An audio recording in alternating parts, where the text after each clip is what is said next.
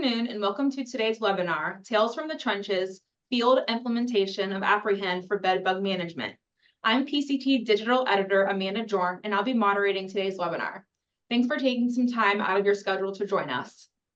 In this online event, Nina Jenkins, Chief Technology Officer of Kinetiotech, will kick off this session with an overview of the fungal biopesticide Aprehend.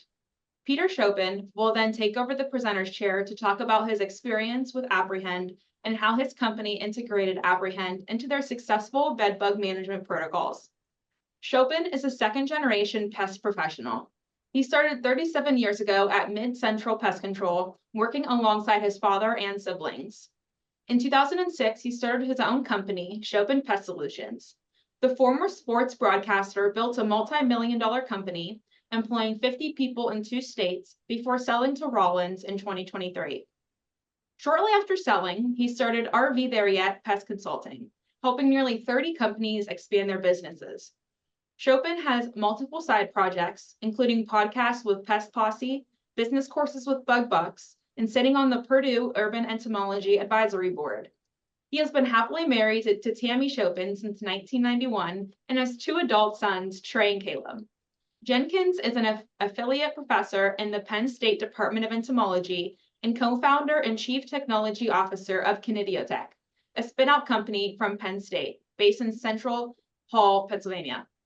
It holds the exclusive license for the patented technology behind Aprehend. I have 2 quick notes to pass along before we get started. First, a quick disclaimer. The views expressed and presentations made during this virtual event are those of the speakers and not necessarily the PCT Media Group or GIE Media. Presentations during the virtual event or the participation of vendors during the virtual event do not constitute an endorsement of the vendor or speaker's views, products, or services. Our webinar is interactive and we encourage everyone to ask their questions throughout. You can do so by typing them into the Q&A interface at the bottom of your screen, and we will hold questions until the end. So with that, I would like to turn things over to Nina. Thank you so much. Hello, everyone. Thank you for joining us for this session. So I'm going to kick this off just talking a little bit about how strategic implementation of Aprehend can reduce technician time and increase profitability for companies who are running bed bug management programs. What we will discuss is what makes bed bugs so difficult to eradicate. So, I mean, there are a number of elements. First of all, they have this renowned cryptic behavior. So they're very difficult to find in their hiding places. You can find lots of them around mattresses and things like that when you go in for an inspection, but there's always that small element of the population that are so well hidden that you can't get to them. And this is what is so challenging when we're trying to deal with bedbug infestations. On top of that, when they do emerge from those harborages, they're walking on the tips of their tarsi, their little tippy toes. And that means that when they walk over a residual insecticide, particularly chemical ones, they're not really absorbing very much of the toxin, which can mean that those residuals are less effective than they would be for an insect that drags its body along the ground as it's walking. We know that there's widespread resistance, pesticide resistance in the bedbug population.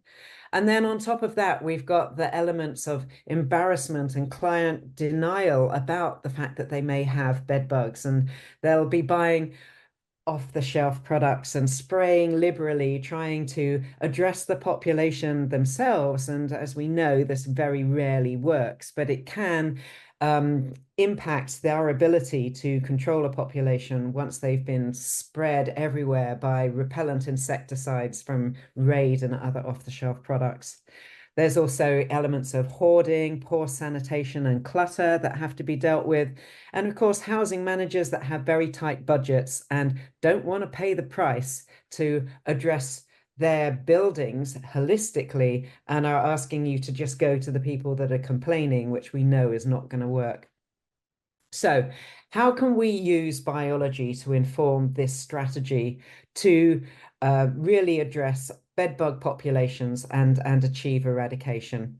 Well, we're going to discuss biology, life cycle, and behavior, and how what we know about biology of life of bed bugs can assist us in achieving eradication, how that can reduce customer prep, and enable us to really take on what I call the crime scene in an infestation situation. I want to discuss vacuuming, because I think that's one of the most important elements in any bedbug control program. We'll discuss what Aprehend is, and then talk about strategic implementation of that for success in the field. And what we're really aiming for is a single service visit with a 30-day follow-up to verify eradication. So key elements of bedbug biology is that they feed only on blood, and that can be mammals or birds. Their preferred host is humans, but that's the only thing that they eat. And they'll take that blood meal once or twice a week, providing a host is available. In the absence of a host, however, bed bugs tend to go dormant like bears in winter, and they're not stimulated to move by elevated levels of carbon dioxide that are naturally present when people are in the room. So if you have an empty apartment and nobody present, bed bugs tend to go dormant, and that's what enables them to survive up to a year without feeding. There are 5 immature life stages before they finally molt into adults, and females can lay up to 200 eggs in a lifetime. And of course, there's always this element that they reproduce by traumatic insemination. So let's have a quick look at the life cycle, and there are really just a couple of things I want to point out on this. One is that eggs can take up to 14 days to hatch, depending on the temperature in the environment that they've been laid.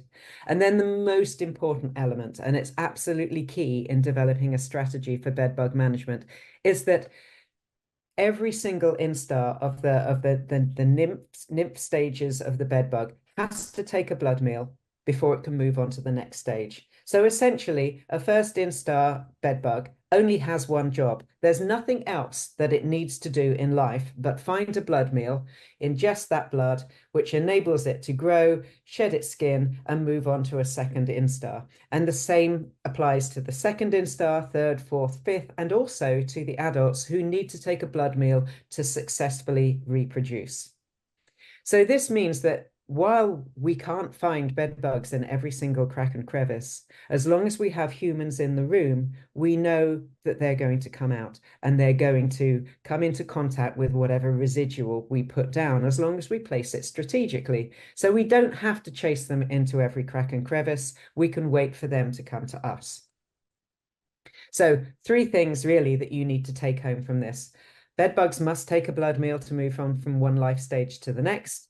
They will go dormant in the absence of humans, so treat empty apartments differently to those that are occupied. And bedbugs can survive for months without feeding, so you can't leave an apartment for a month hoping that they'll starve to death.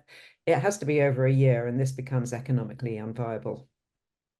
So let's deal with customer preparation first, because there has been a tradition in the industry to do very heavy preparation work and ask people to empty closets and launder all of their items and completely disrupt their lives. But actually, this disrupts our crime scene.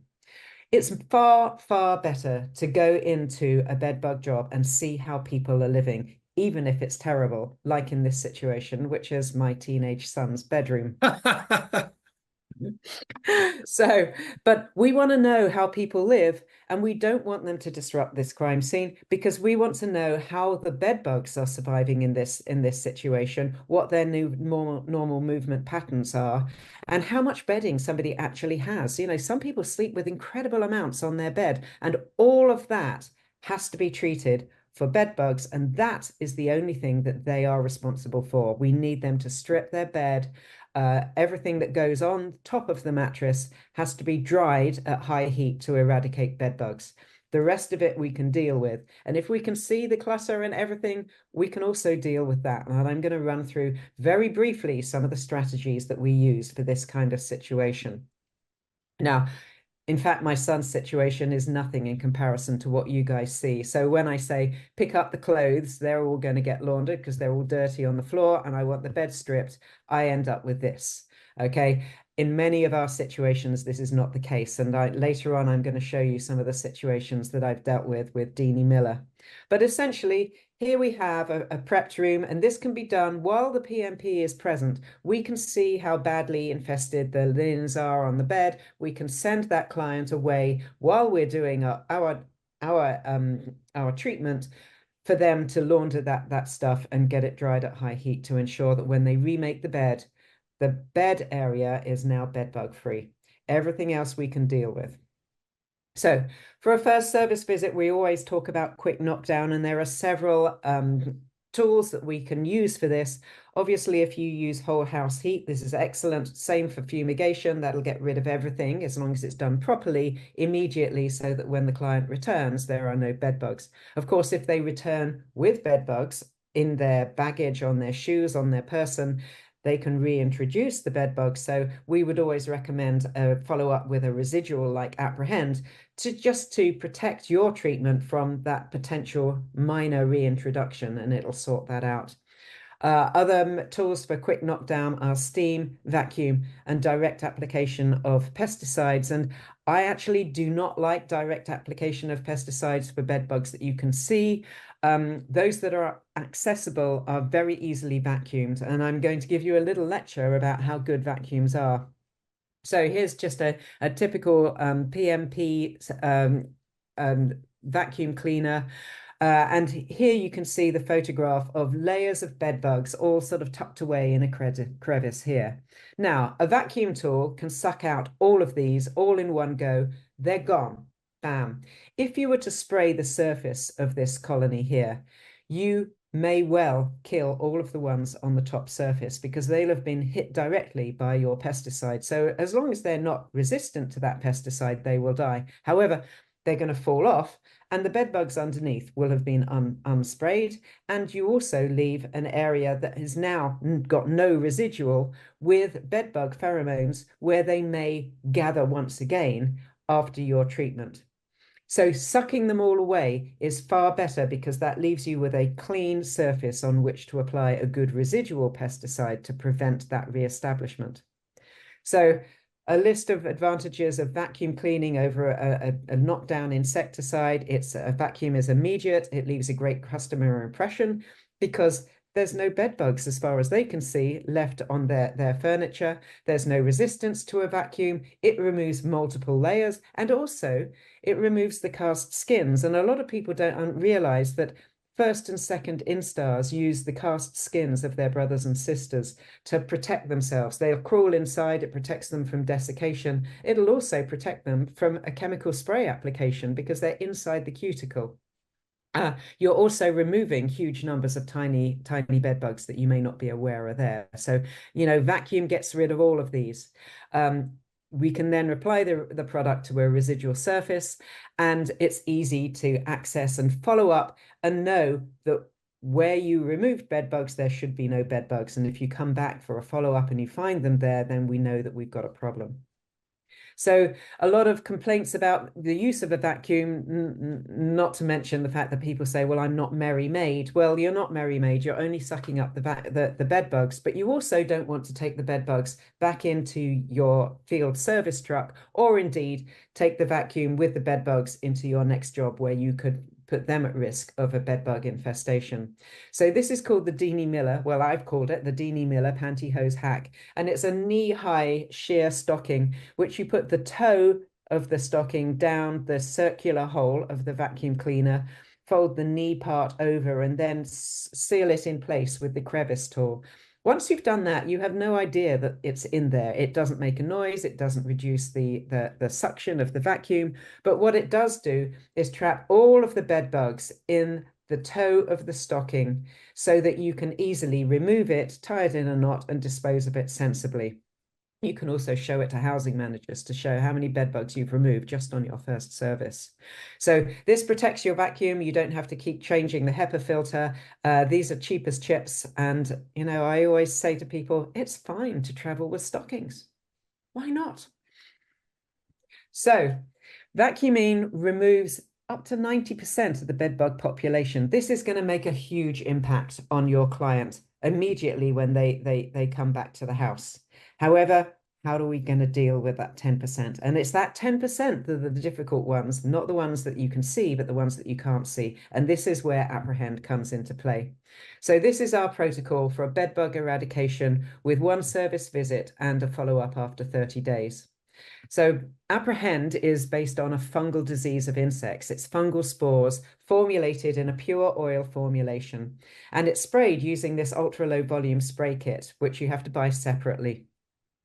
It enables you to spray this ready-to-use formulation without the addition of water. And water, it has to be kept out of the system because spores are very like seeds. So if you add water to seeds, they germinate, and if they don't have soil to grow in, they'll just shrivel up and die, having germinated. And one of the most important elements of Aprehend is its 3-month residual activity, and we only get that as long as the spores remain dry in that oil formulation. So by not adding water, we need to apply this oil formulation, what we call ultra low volume rates. And that means that this 3-ounce reservoir here is actually enough to treat an average 1-bedroom apartment entirely. Whatever you've got left in the bottle after a treatment, you can return to the Aprehend bottle. There's never any waste because you're not diluting the product. So what does it look like? This is a bedbug leg that after it has crossed a barrier of Aprehend, and you can see all of these little spores coating on the outside of the leg. And if we zoom in a bit, we can see the spores germinating and penetrating directly into the cuticle of the bedbug. So this center diagram shows what's happening. The spore or the conidium germinates, penetrates through the epidermis and grows in the blood system or the hemolymph of the bedbug itself, not the blood in the stomach, but its own circulatory system. And it uses all of the nutrients to grow. So the bedbug essentially dies of starvation and dehydration. And it picks up these spores just with a couple of steps, just like when you're walking on sand with wet feet. 2 steps is all it takes, and those spores have stuck to the bedbug cuticle. So this means that even though they're walking on their tippy toes, they're not immune to this fungal biopesticide. A quick overview of how we use it. You can use it to both control existing bedbug infestations and also prevent the establishment of introduced bedbugs because the barrier is effective for up to 3 months. So here's a typical strategic application around the side of a box spring. You can also, I mean, obviously you will apply it to any areas where you suspect a bedbug will walk. So around the nightstand, around the head of the bed. When the bedbug emerges, it crosses what we like to think of as sandy beach, crosses the spores, goes back to its harborage, completely covered in spores, where it then spreads the disease to others by direct contact in the harborage. So the bedbugs are kind of doing the work for us. The hidden ones come out because they're hungry. They pick up the spores, take them back to the hidden bedbugs that we couldn't get to with the vacuum. So here's a protocol that involves what Deanie Miller has coined as assessment-based management. And it's like IPM. It basically means treat the infestation according to the level of infestation that you see. So the majority of our bedbug jobs are really low to medium level infestations. They're recent introductions with a little bit of establishment. The treatment protocol for a low level, you'll vacuum as you are inspecting to remove the visible bed bugs. And then we'll apply what I call primary Aprehend barriers to the areas around couches and beds where people spend their sedentary time. This is where those hidden bed bugs will be going to find their blood meal. So here's a typical wooden frame slat bed. We'll apply an 2-inch Aprehend barrier around the inner perimeter, the outer perimeter of the frame, around the legs. And now any bed bug, whether it's hidden in this screw hole and we didn't see it, has to cross a barrier to get to a blood meal. If it's under one of these slats, whether it goes outside around the bed frame or inside between the frame and the mattress, it has to cross a barrier before it gets to a blood meal. So it's going to pick up those spores and it's going to go on to die. If it comes from outside of the bed, it has to crawl up the leg. It will pick up the spores and it will go on to die. Don't forget the headboards. This is a lovely headboard here with brackets. I bet Bed bugs love this. We'll suck out anything that we can find, but anything that we couldn't remove, if it emerges from behind this bracket, it has to cross a barrier before it gets to a blood meal. Walking on sand, it's like sand on wet feet. They pick up the spores immediately and take them back. Same thing with a box spring. You can, in a low-level infestation, we don't recommend that you take off the dust cover, but you can puff Cymexa dust or any dust product into the box spring cavity. That'll help kill anything immediately that's in there. But anything that doesn't get killed by that, if you put an Aprehend barrier along the top or along that perimeter that just sort of overlaps the staples of the dust cover around the side of the box spring and around the top perimeter of the box spring, now any bed bug that emerges from that center cavity will cross a barrier when it's looking for a blood meal. Obviously, in high-level infestations of box springs, yeah, remove that cover and vacuum out whatever you can see inside first, but then treat it just the same with the Aprehend. Same thing for sofas and couches. Do the inner perimeter, the outer perimeter, do the sides of the cushions before replacing them. This is a leather sofa. This is easy to suck out any bed bugs that may be in these crevices here. I like to call these butt cheeks. Thank you to Kevin Hathorn of Terminix for giving me that phrase.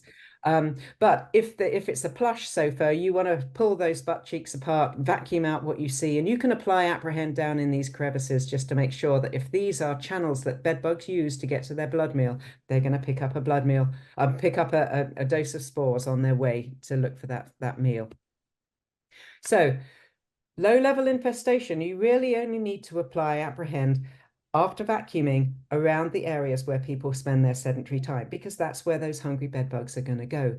But if you've got a medium level where the infestation has maybe spread to adjacent furniture, you can add secondary barriers to those items. For example, a nightstand. Here are the white barriers around the bottom and around the back of the nightstand. Now, if there's a bed bug in that drawer, as long as that nightstand is pulled away from the wall and away from the bed, a bed bug looking for a blood meal will not be able to get to it without crossing several barriers.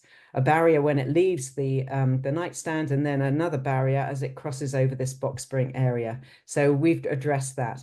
Now, the only exception to this is the items that may be kept in this top drawer. Items in this top drawer often get taken from the top drawer and brought directly into the bed. And if they are infested, what the client will have done is taken those items with the bed bugs, brought them into their bed, which should be a bed bug free island, and introduced them to their sleeping area where those bed bugs could feed and live and never cross an Aprehend barrier. So we ask people to look in this top drawer and remove those infested Bibles and treat them accordingly. Of course, it could be anything else that people keep in this top drawer, but if it's likely to come out and go directly into the bed, we need to check that. High-level infestations. Yes, now we're going to bring out all the guns. We're still going to vacuum and do the primary barriers, but we're going to extend those secondary barriers to things like dado rails, if there's evidence of bedbug activity behind them, the tops of baseboards.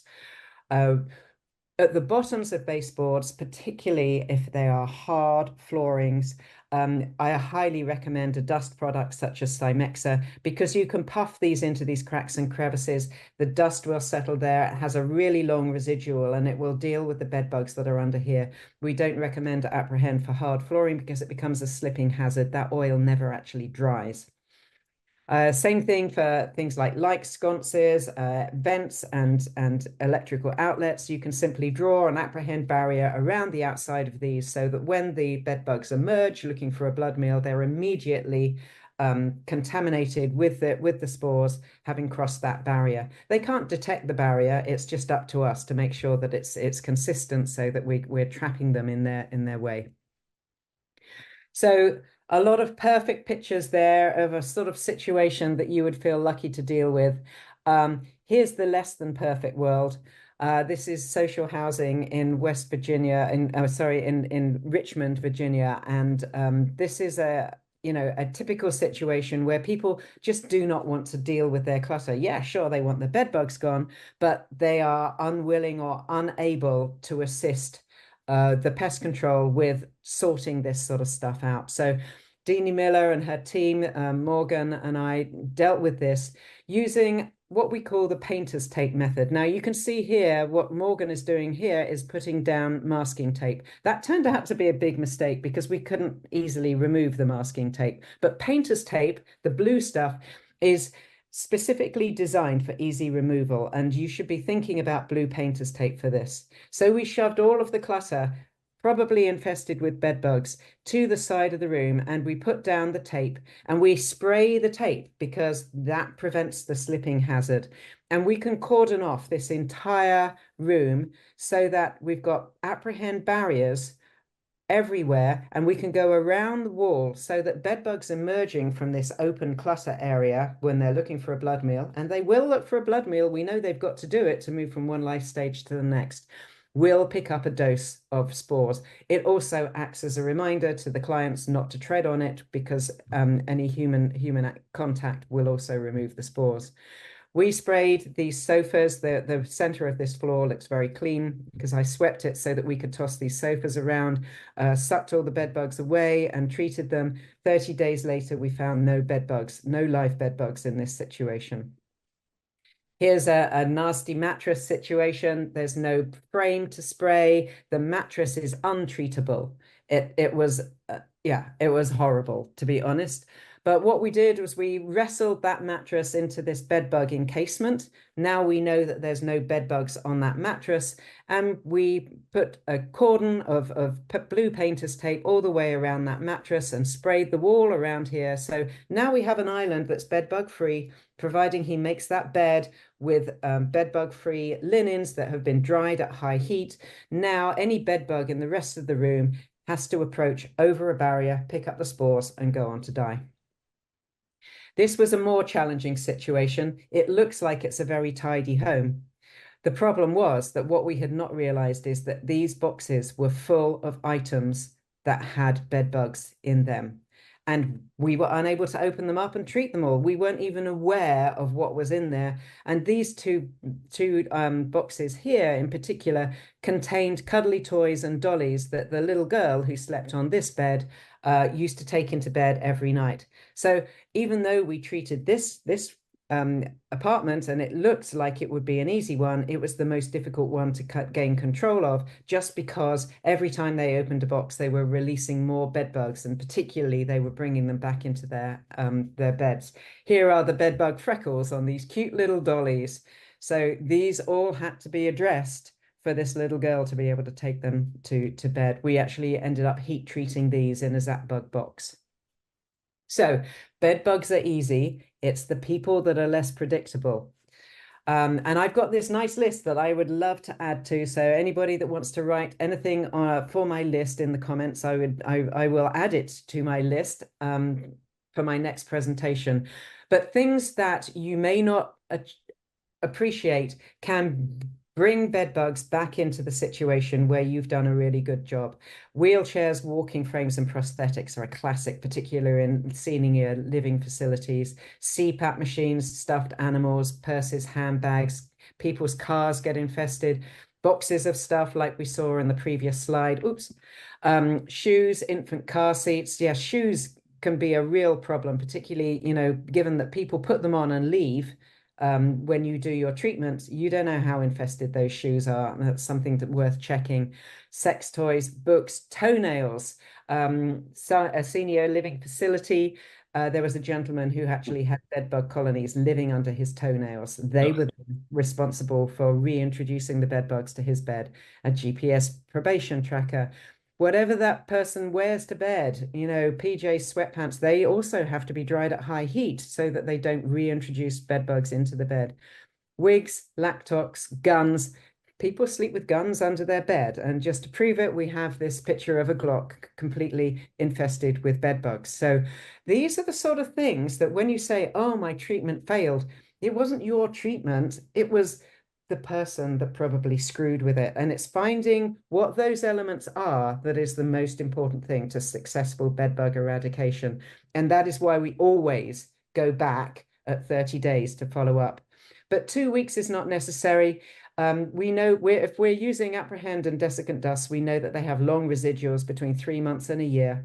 So those strategic barriers are put in place to intercept hatching eggs that may take 2 weeks to hatch, and dormant bed bugs that have recently taken a blood meal. We need to allow time for that process to play out so that we can then go in and evaluate to see whether we've been successful. And 30 days is the sweet point, because at that point, we really should see no live activity. And if there is live activity, we're there so we can do the second treatment. If you go in at 2 weeks, you could be wasting your time if there's live activity, because you don't know whether it's just taking time to play out. So confirm eradication at 30 days, and hopefully you'll find that in at least 90% of cases, you're not actually having to reapply Aprehend. There are proactive services because of the three-month residual you can do in waiting rooms, public transport, dialysis, all of this sort of thing. And also we have a complete multifamily proactive approach, which addresses the apartments that appear not to have bed bugs and those that do, so that we can bring the entire population under control in a multifamily unit. We have lots of details on all of these protocols. On our training videos, on our website, we have sheets that you can download that give you instructions on different situations. So, please, if you are not using Aprehend, or if you want to expand your use of Aprehend, use our resources or contact us on the 800 number. We'd be more than happy to assist you in any situation. And if you're going to Pest World, please come and see us. We've actually got a vendor showcase spot on Wednesday of the show. It's at 1:30, between 1:30 and 2:45. We'll have a door prize. I'm going to spoil it. It's going to be a brand new Aprehend spray kit. There'll also be some participation giveaways, some fun things for the audience members who want to ask or answer questions. So come and see us at Pest World if you possibly can. And I'm going to call it a day here and hand over to Pete, who has enormous experience in the industry. And he's going to talk to you from your point of view, from the pest controller's point of view, about implementation of these sorts of strategies. So I'm going to stop sharing, Pete, and let you get your slides sorted out. And we will both join you at the end to answer questions and have a discussion. Thank you. Great job, Nina. That was fantastic. And let me get this up here and get rid of that. Okay. I am super excited to be here today. A lot of you guys know that Nina and I are presenting this together today, but a lot of you don't know is that we really didn't share each other's scripts or slides beforehand. And Nina, I'm so excited that you and I are right there head to head on almost everything. So I think you're going to enjoy this presentation, Dr. Jenkins. I just want to thank Nina and everybody for letting me be a part of today's webinar. A quick recap is I am a second generation pest control pro. My dad, Pete Sr., here in the picture with me, owned Mid Central Pest Control. That's what I did to pay for college.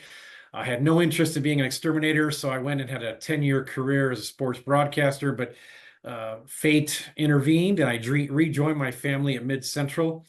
After a few years, I got that entrepreneurial itch and I started my own pest control company, Schopen Pest Solutions, in 2006. Ironically, I was a direct competitor of my dad in the Chicago market. We had a very friendly rivalry. He even printed up some business cards for me. He's very considerate. It said Benedict Arnold Pest Control on my business cards. So my dad and I were very, very close. And so he's a big influence on my life. Within 16 years, I had built up Schopen Pest Solutions into a multi-million-dollar business. We were covering 2 states. We had 49 full-time employees and a couple of seasonal workers. 18 months ago, some of you know this, I sold my business and I created a new company, a consulting firm called RV There Yet.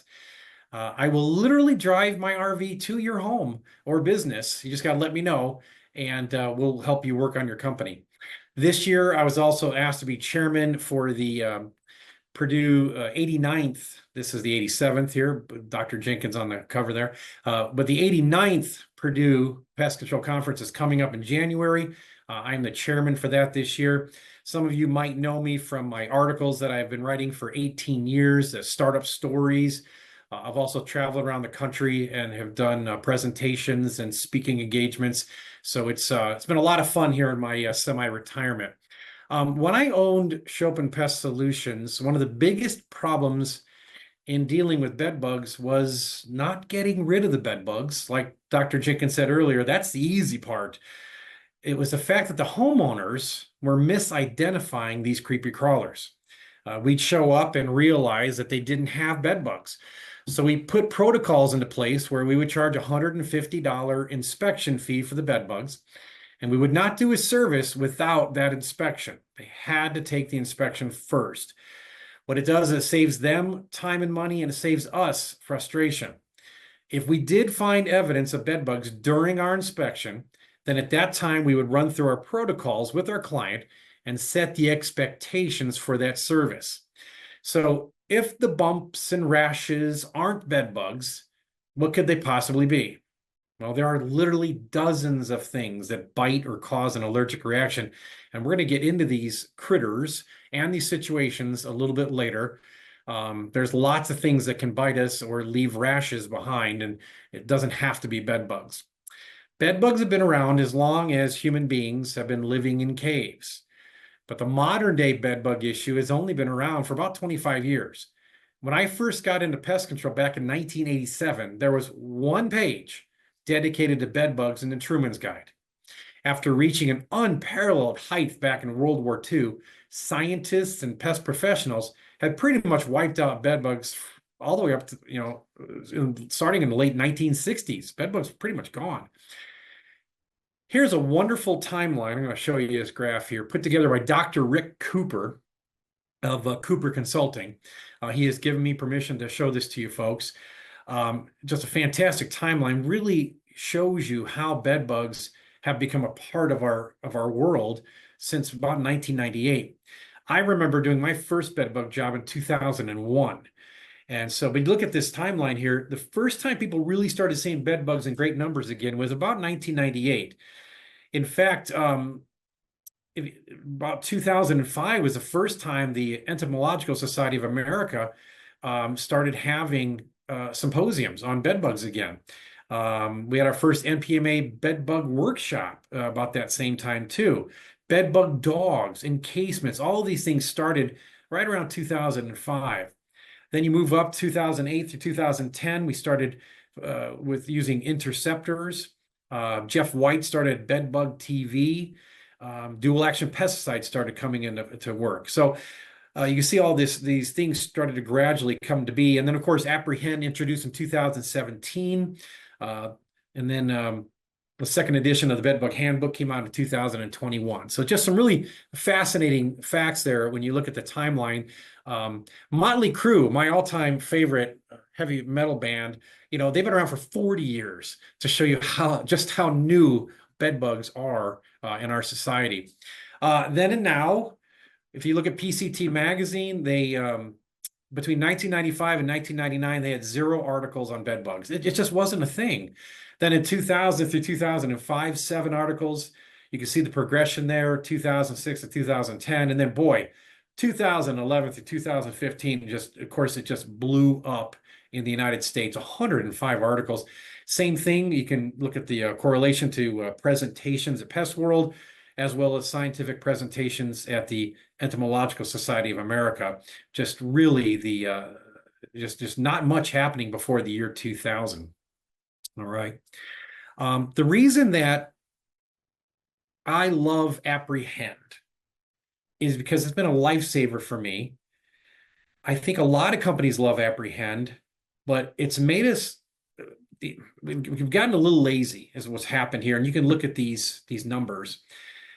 In 2011, insecticides were 99% of what people used to get rid of bed bugs. And it's still true today. 2022, 99% of people, pest control pros, are still using insecticides. But look at all the rest of these non-pesticide solutions for bed bugs and how they've gone down. Encasements have dropped from 86 down to 65%. Vacuuming, you heard Dr. Jenkins talk about this, and you'll hear me talk about it some more too. Vacuuming is the #1 way to reduce a bed bug population. It's #1. Only 44% of polled exterminators are using it as of 2022. That's just a travesty. Steam treatments have fallen all the way down to almost 25%. And heat treatments have also dropped down below 25%. So you can see we've gotten a little lazy, if you will. We just want to go in and spray pesticides, crossfire, whatever other pesticides you're using these days. But that's where Aprehend steps in. And Aprehend, you could use Aprehend 99% of the time and be very effective. And that's why I love it so much. All right, so in Pete Schopen's world, if we're going to do a bed bug job, if we're going to eradicate these things, what's the first thing we do? Well, sharpen your pencils. I'm going to take a step-by-step process on how I train my employees to do bed bug work.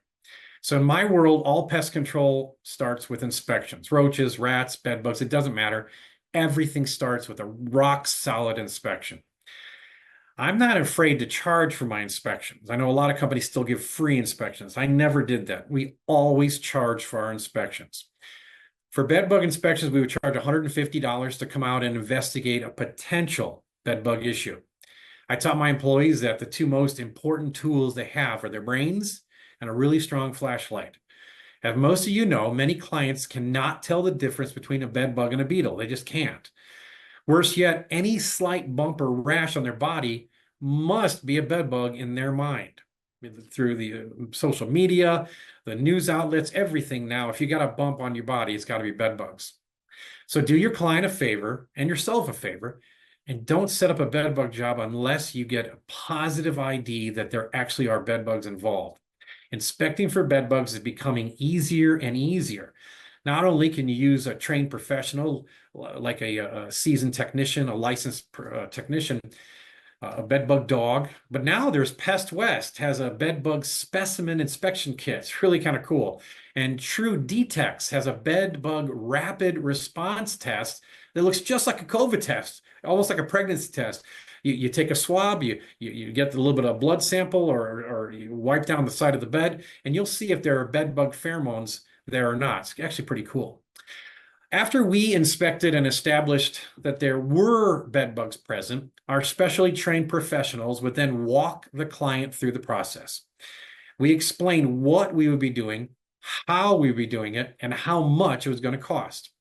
We had a wonderful service agreement that explained all this in great detail. Just like Dr. Jenkins, I also am anti-prep. I don't want the customer moving stuff around, thus moving the bed bugs around, making my job harder. The only thing we asked our clients to do is pick up a little bit so that we weren't tripping over their items or accidentally spraying some of their personal stuff. That's it. No stripping the beds, no throwing things away. We wanted to see how the people were living.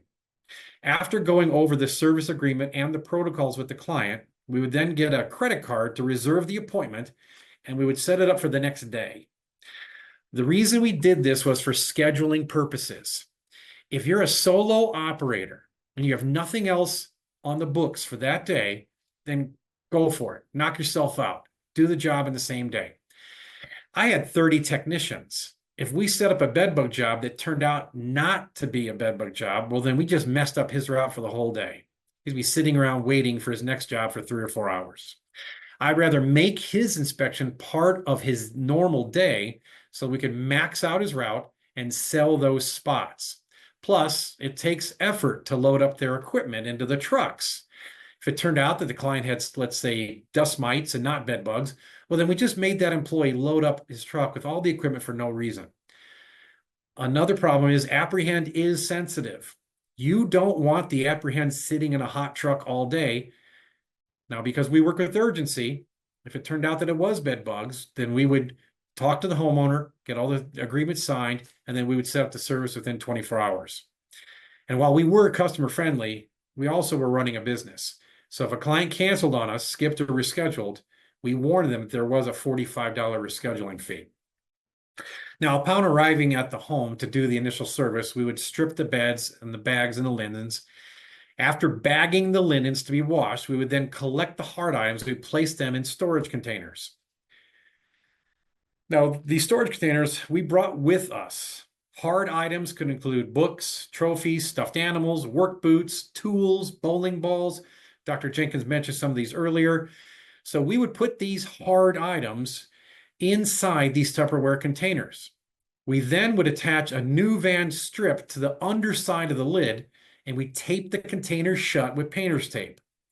We had a dozen containers at our facilities because we were doing multiple bedbug jobs every day.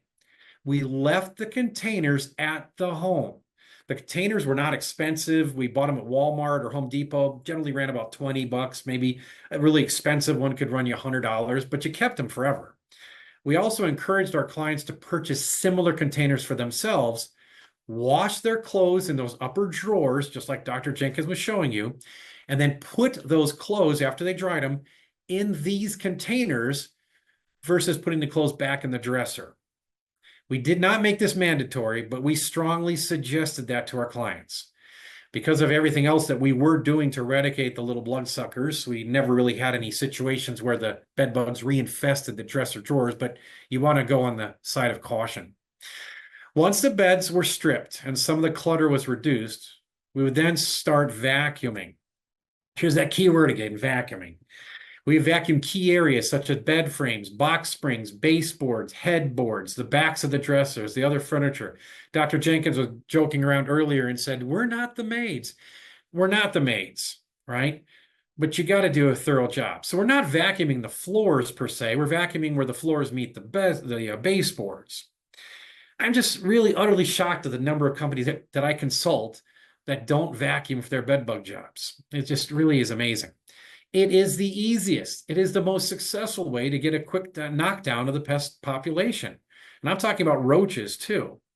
Also, there is nothing as satisfying, I mean, really nothing as satisfying as hearing bed bugs being sucked up into a vacuum cleaner. You just hear it all the time. Now, if you put the pantyhose in the vacuum cleaner like Dr. Jenkins and Deanie Miller suggest, you might not get that satisfying sound. But anyways, it's always been one of my favorite parts of a bed bug job. You want to get a vacuum with a HEPA filter, and I like backpack vacuums that can be easier to use than, say, a standard vacuum. My preference was the Atrix brand machines. They vary in price from just a couple of $100 to over $1,000 if you want to get a cordless HEPA filter vacuum. But typically, we bought the ones right around $250 to $270.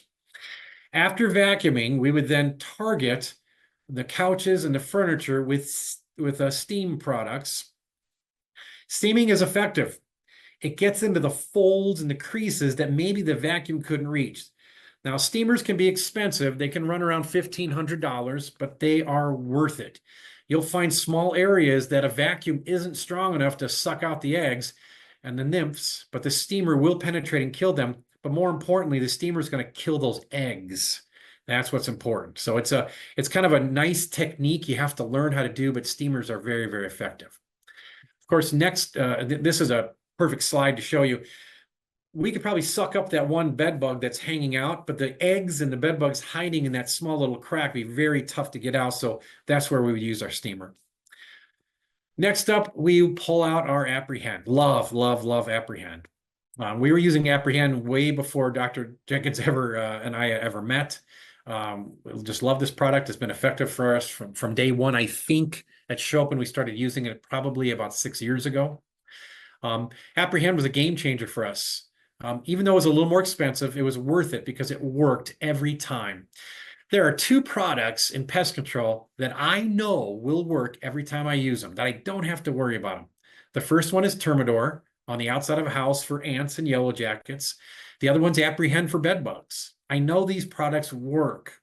After safely applying the Aprehend, we then finished with an add-on product such as encasements, climb-ups, interceptors, and the such. There are other products I like to use on bedbug jobs if it's warranted, such as Cymexa dust. Once again, you heard Dr. Jenkins mention that. Sometimes a flushing agent like a PT 565 or something like that, just to get the flush the bed bugs out of their hiding places, sometimes can be very effective. A couple of other notes. You have to do your due diligence, and you got to charge for it. For example, bunk beds. Don't take the lazy approach and tell the client to throw the beds away. Instead, bring out your tools, take the beds apart. Put that in your service agreement that that's what you're going to be doing. We also always set up follow-ups. We used to do 2-week follow-ups, but once again, once we switched over to Aprehend, we moved out to a 30-day follow-up. We needed to give the Aprehend a chance to work. And we also, by the way, we never offered guarantees. We cannot control what the clients are doing when we're not there. I had a client one time in Lake Forest, Illinois, and it was just a lady and her son, her adult son, and they lived in a 3-bedroom home. And the first time we went out, there was a medium problem. We went back out for our 30-day, actually it was a 2-week follow-up because this is pre-Aprehend. Went out for a 2-week follow-up, and she was just ecstatic. We'd gotten rid of most of the bed bugs. She was very happy with everything. Saw a couple in the son's bedroom, but she wasn't worried about it. We went back out for a 30-day follow-up, still 1 or 2 in the son's bedroom. It's kind of odd. Went back for another follow-up, again, 1 or 2 bed bugs. So at this point, I sat the client down with her son, and I said, listen, I said, you shouldn't be seeing bed bugs anymore. I'm afraid you're reintroducing them. Are you guys going anywhere? And sure enough, the son was going into Chicago with a duffel bag, visiting friends every other weekend.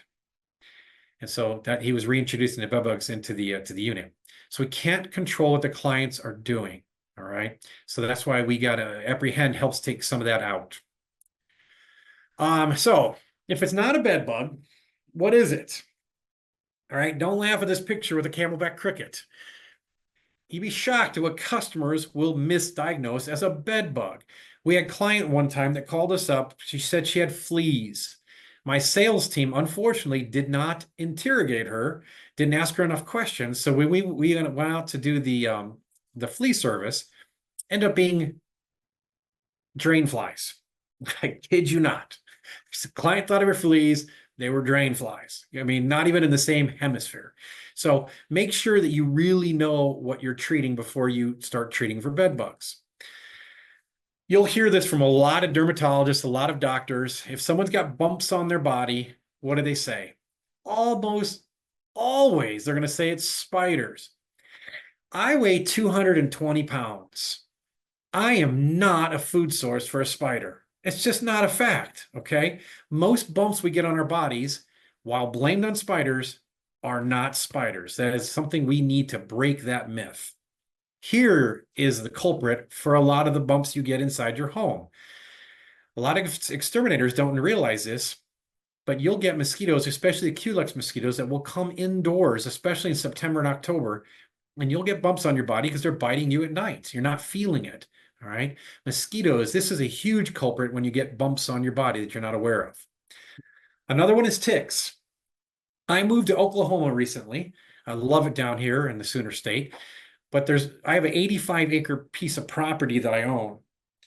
And as I'm deforesting some of this property, cutting down some of the clutter, I was getting seed ticks on my body, tiny, tiny little ticks. And they would leave welts all over my body.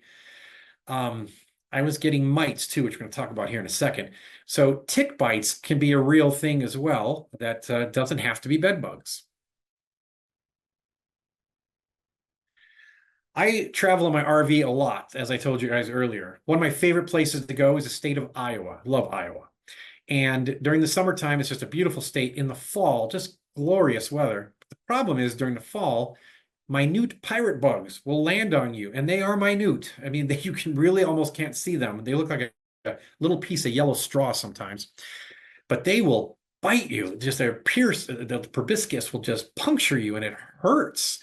And I've had these guys on me in the past. They're looking for moisture. They're not looking for a blood meal per se, not from humans, but they are looking for moisture, and that's why you'll feel that bite. Wheel bugs, assassin bugs, kissing bugs, these all can bite us and hurt us.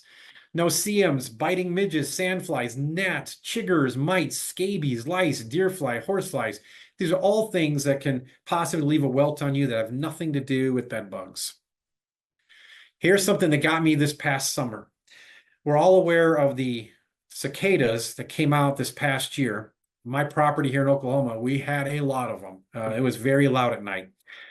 Well, oak leaf itch mites were feeding on the cicada eggs and larvae. And as I was doing my work out on the property, I was getting terrible welts and itches on my body the next day. I would wake up the next day with just welts all over my body, rib cage, even as high as the pubic area, armpits, everywhere. I had these bites on me, or rashes, bumps, welts, whatever you want to call them. And it was because of these guys right here. Things that don't bite us, but they still make us itch. All right, dust mites, probably number one on the list. So many people get dust mites and they don't realize, especially in your northern hemisphere, during the winter, you keep the humidity high in the house. Dust mites are very prevalent, not bed bugs, dust mites. Especially elderly people, they get the cracked skin, flaky skin, get terrible dust mites.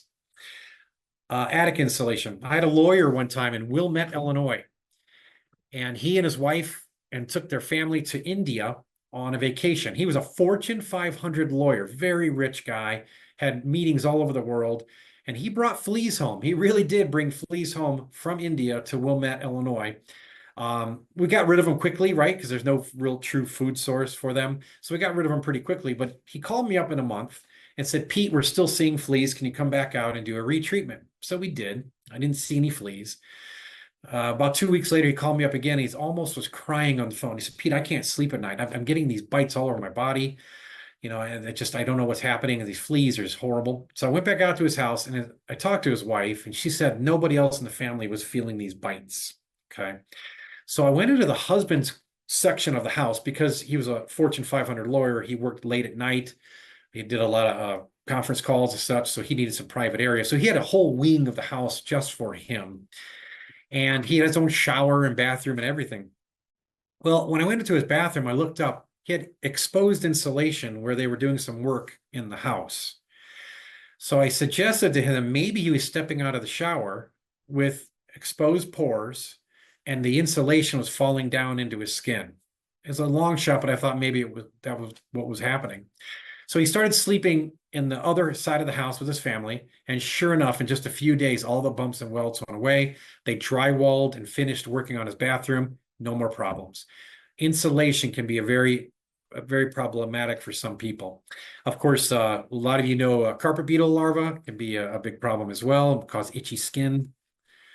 Delusional parasitosis. I have a woman right now, this very second. I mean, I'm semi-retired and I'm still taking phone calls from people. She's in Raleigh, North Carolina. I feel horrible for her. She thinks she has bed bugs. She's had 3 pest control companies go out to her house. No one has found a bed bug. They've all charged her incredible amounts of money to do bed bug treatments. She thinks they're in her car now. I had her put her car outside in the sunlight and remove it from the garage because this is the middle of summer, well over 100 degrees a couple of days in Raleigh. The temperature in that car had to be 130, 140, maybe even 150 degrees. There are no bed bugs in that car.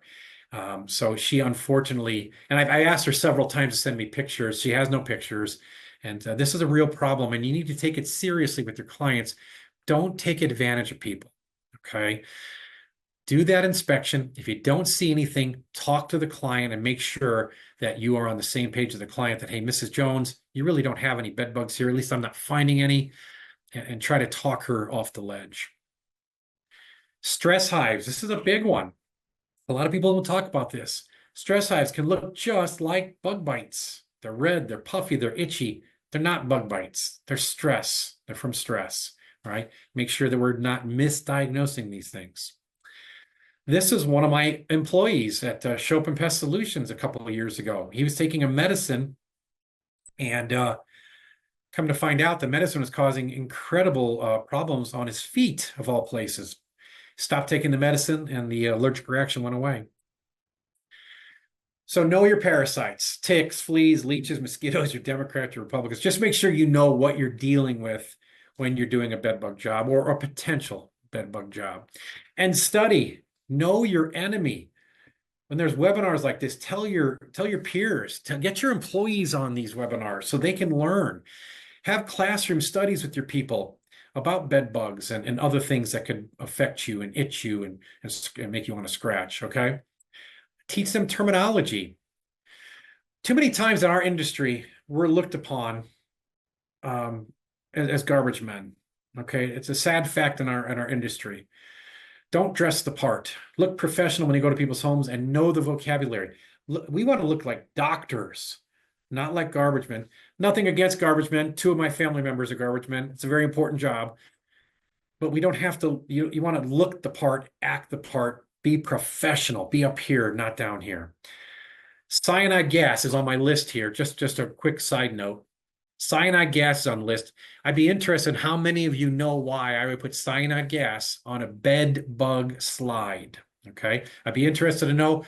You're going to see my phone number. You're going to get my email here in a minute. Call me, text me, send me an email, and let me know why cyanide gas is on this slide. All right, I got about 15 minutes to go here, so we're going to get into some debates or discussions, let's say.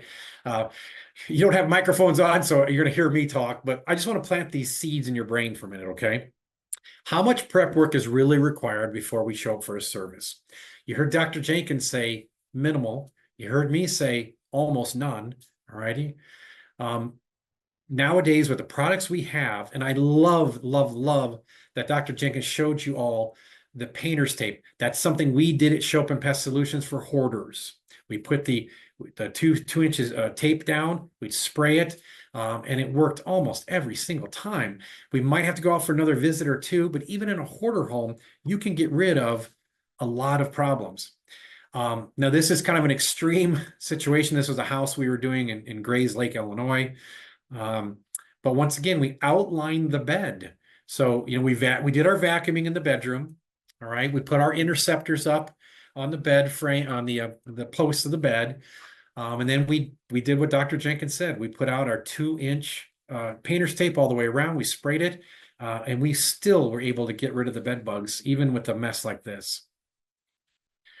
Are there less bed bugs? This is our second discussion. Are there less bed bugs?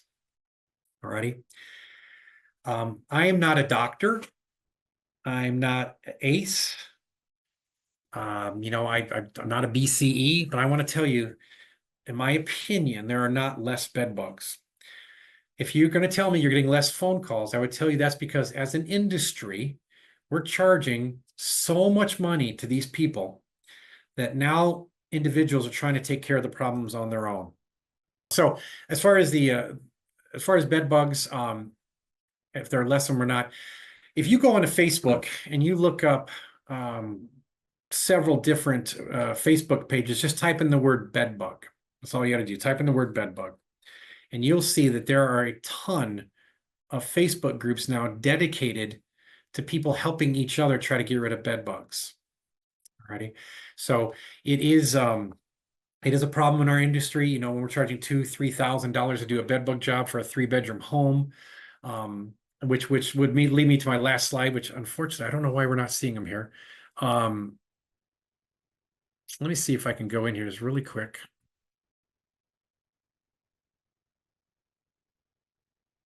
And I am sorry about this.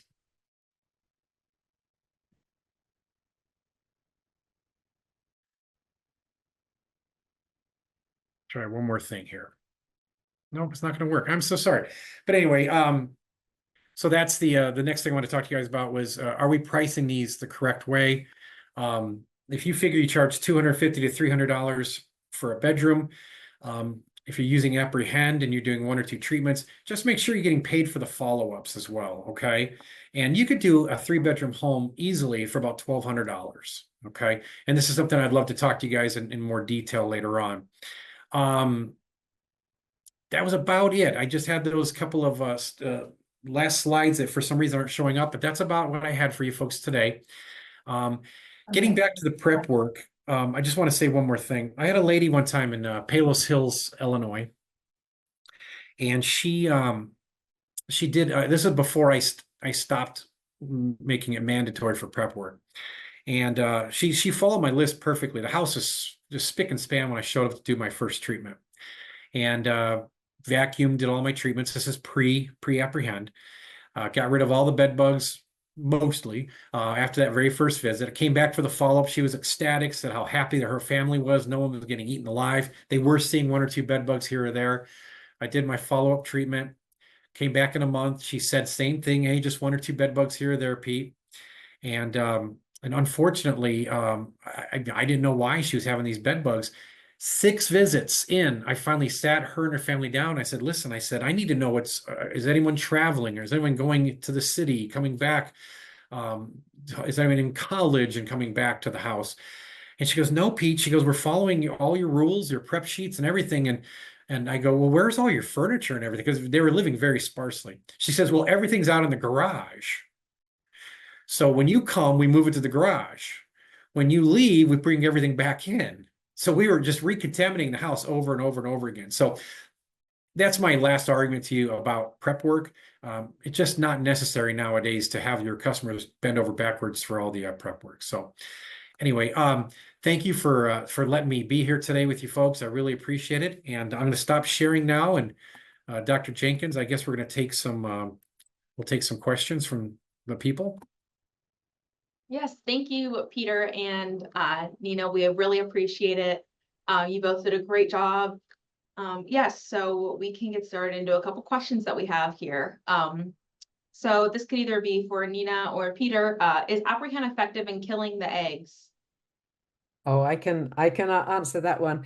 Yeah, so the strategy is that we're not trying to spray anything directly. However, if you do spray eggs with Aprehend, it's the oil that kills the eggs. The oil formulation actually impacts the shell of the outer surface of the egg and renders it unviable. So it will kill the eggs, but that isn't really our recommended protocol. We know that they're very well hidden. If you can see them, you can suck them up with that vacuum and your pantyhose. But if you can't see them, we simply wait for the first instars to come out and look for the blood, and that's when they'll cross the barrier. So I guess that's a long-winded answer to yes, kind of. So what type of vacuum maintenance do you require or suggest for vacuuming on every bed bug job? So we had, I love the pantyhose idea. I love that pantyhose idea. We did not do that. And so what we would do is we would just take some Cymexa, put a little pile on the ground, and we'd suck it up, right? So we'd suck it right into the vacuum cleaner, and that would kill all the bed bugs pretty much inside. We would replace the filters every time. But one time, one of my managers so we had a chem room, giant chem room, and we keep everything up in the storage units. Everything was nice and neat because that's the way I am. I want everything where I can see it. And so he put his vacuum cleaner back up on the shelf. Well, the next morning we had bed bugs getting into the offices. And because he didn't do the Cymexa, he didn't change the filter. He just brought the vacuum cleaner right back and put it on the shelf. And the very next morning, they were crying out. Now, a lot of them were dying because you can imagine, Nina and Amanda, you can imagine how dirty a chem room floor is, full of poison and stuff. But that was pretty scary day. That was the secretaries were not happy that day. So, but I love the pantyhose. I'm definitely have to try that. Yeah. And so the question, the one question I just asked about the vacuum maintenance. Yeah, just once again, you just take out the filter, and that should do most of it. You can once again, the reason we did the Cymexa was to kill all the bed bugs inside, but otherwise not too much. It really wasn't too crazy. Just wipe it down, clean it up a little bit, but we remove the filter every single time. Okay. Will Aprehend stain wall finishes? Well, we can probably both respond to that, Pete. Sometimes it's visible on walls, Yeah. particularly on gloss paint, but it's always easy to wipe off. So obviously we want the clients to leave it there as long as possible so that we can ensure that the bed bugs population has been addressed. But once it's finished, a damp cloth or one of those just sort of like pull out sort of disinfectant wipes will remove it from any visible surfaces. Is that your experience, Pete? Yeah, we were really careful with Aprehend because it is oily, right? So what we would do a lot of times, Amanda, is we would do a spot test on an area. If we thought it was gonna make too much of a mess, then we would avoid that particular area, especially if it was antique-ish type furniture or really expensive furniture. If you're doing some mansion somewhere, the last thing you want to do is have to pay for some crazy furniture. So we do a spot treatment in a certain area, but like Dr. Jenkins said, we found that it wiped up pretty good. Okay. And also too, real quick, Peter, just to clarify, did you mean change the filter every time or change the bag every time with the bed bug job? That's a good question. No, the bag. So if it did have filters, it usually has a pre-filter. You're right. Um, we would change the bag for sure every time, and then if it was a really bad bed bug job, we would change the pre-filter. We would change that too. Okay. And also, Peter, this question is for you. What is your protocol for the storage containers when you bring them back to the office? Oh, that's good. That's a great question. Well, typically when we took everything out, right? So we had the new van strip in there, and so we would see dead bed bugs laying in the bottom.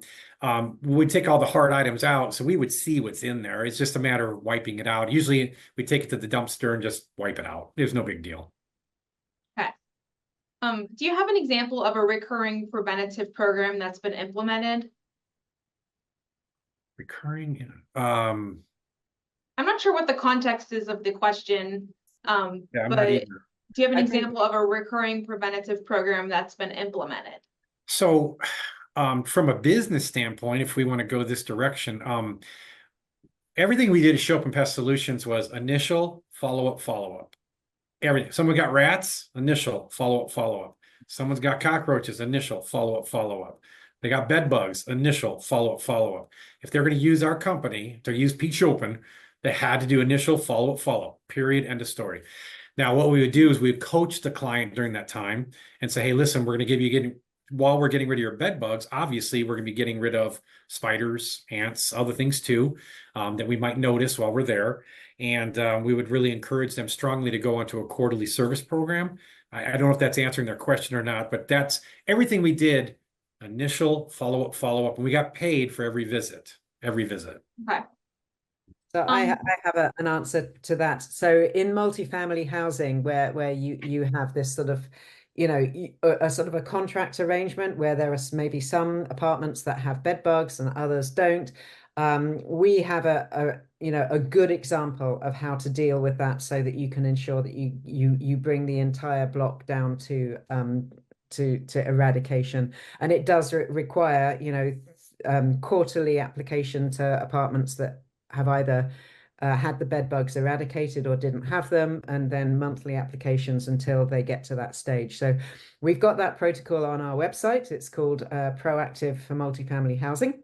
Nice. And we're on the phone if you want to follow up with that. And yes, that has been demonstrated. And I noticed that Raymond Vanderloo is on here, even though he's left the industry, but he did this in a very, very interesting housing situation in Spokane, if I pronounced that right. And I went to see that. He did an amazing job. So yes, it has been proved in the field. And Raymond, if you want to type something in the chat, you can add to it. Ironically enough, he actually has a question here, and it says, have you experienced individuals that had allergies to the product? Yeah, so it is absolutely possible to develop an allergy to Aprehend just like it is to pollen, because it's a proteinaceous dust, which is why the label says wear respiratory equipment, even if it's just an R95 mask, so that you can prevent that repeated exposure, which could result in you developing what they call a hyperactivity response. In fact, I don't think we've had any single, and maybe Don, who also takes a lot of calls, can contribute to this. I don't think we've had any single PMP report that they have become allergic to Aprehend, which must mean that everybody's doing the right thing and you're wearing the PPE. But the allergic response is literally hay fever when you're applying it. So, avoid that, because you don't want to have hay fever all the time, but that's the extent of the reaction. I would like to follow up on just real quickly with that too. That's a problem with some of the companies I'm consulting, and even my own company. Aprehend's so easy to use, and it's not like it has a terrible odor like back in the old days when you used Duraspan and other products like that. That a lot of your technicians get a little bit lazy with their PPE. So I would just really encourage them to do what they're supposed to do according to the label. Thank you guys both for answering that. Do you recommend Aprehend in a hospital setting? Yeah, so I've never done that, so I'll leave it up to you. So my response is we highly recommend it in the waiting areas and in the offices where people exchange their insurance information. But when you get into the treatment room, those are so thoroughly cleaned, hopefully, that there's no point in putting Aprehend barriers down there. I mean, if they're worried about bed bugs in the treatment room, yeah, vacuum and probably Sterifab actually is the way to go for that sort of thing. But they're not going to establish a population in a treatment room. That's, I think that's highly unlikely. But if you've got waiting areas and office areas where people are carrying them in on their persons, and we know that that is a thing, yeah, you can protect them with quarterly applications there. And that's a different protocol because you're actually putting applications where you expect the bed bugs to harbor when they've been introduced. So it's a slightly different technique. And again, we've got information on our website. Awesome. Thank you so much for that. Does Aprehend require special training for the purchase of the product? Well, we didn't need any. We started using it because we saw the YouTube video on it. That was I think they must have cookied me because it started popping up on some of my stuff, and I was like, man, this really kind of makes sense. And so I just watched the YouTube video on it and we started using it. exactly. So we have training videos, and my motto is we guarantee poor results if you do not watch our training videos. So it's not required, but we guarantee poor results if you don't do that. But But they're available. this single, webinar will get you well on the road to using Aprehend appropriately, but we've got lots more that can help you. Yeah. Okay. Awesome. So the product is safe for customers, correct? That is just a question here. Is it safe for customers? I just want to clarify that. We never had any issues, so I'll leave this one up to you too. Yeah. 4-hour re-entry period, that just makes sure your customers aren't breathing in those stray droplets before they properly settle. 4 hours is probably overkill, but that's what the label says, and the label is the law, as we know. So after that, they're not going to be breathing in any spores. They're stuck to the surface, and there's no further impact. Awesome. Let me make sure here that I covered all of the questions. Give everyone one more minute maybe to jump in and ask any more questions. And also I wanted to make a note that Peter, your contact information is in the webinar chat. So attendees, or if they're interested in getting in contact with you, I know your last slide did not pop up with your information. So it is in there if you would like to. So disappointing. Got to get my phone number and email on there. I would like to say one more thing too. Something Dr. Jenkins said earlier about the multi-unit buildings, and that is a big problem that a lot of exterminators make, pest control pros make, is that they'll do one apartment, right? You can't do one apartment. You've got to inspect that whole building. At Schopen Pest Solutions, it was mandatory that if one apartment had bed bugs, we inspected the entire building. Now, we wouldn't kill the people. We charge, if we charge $150 for a home inspection, for an apartment, we charge $75. But we did every single apartment. There was 50 apartments, all 50 got inspected, end of story. And Nina, you know this. If the one person complained about bed bugs and you got 50 units, there's probably 15 of them that actually have bed bugs. Yeah. So it was just right in our company protocols, is on our service agreements. If a property manager wanted to use this, they knew we were inspecting the whole building. Exactly. And there's always the guy that's got them and he isn't saying anything and he won't let you in. That's the one that's going to cause you the problems over and over and over again if you allow it to go on that way. So yeah, we know they spread really easily. Very nice study by Rick Cooper that demonstrates how easily they move between apartment units in a building. So yeah, it's absolutely key. And we know that the housing managers are cheapskates and they don't want to pay.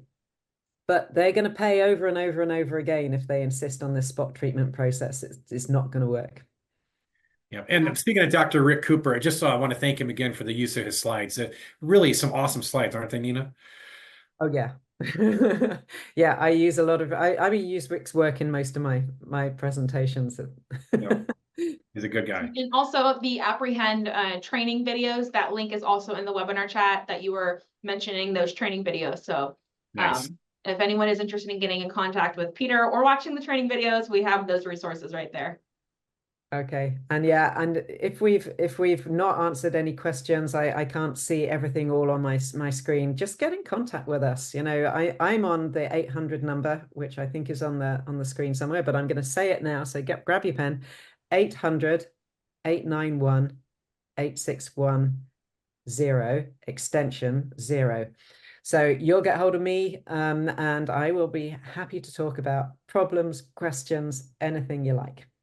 And also too, thank you to the Aprehend team working behind the scenes, answering the questions that were coming in as well. So I think that is all. Let me check one more time to make sure. Yep, so we would like to thank Peter and Nina so much for being part of this webinar today. You both did a great job, and this webinar has been recorded, and we will email you a link of this recording in the next 5 to 7 business days. So thank you both so much, and thank you everyone. Have a great afternoon. Thank you, guys. Bye.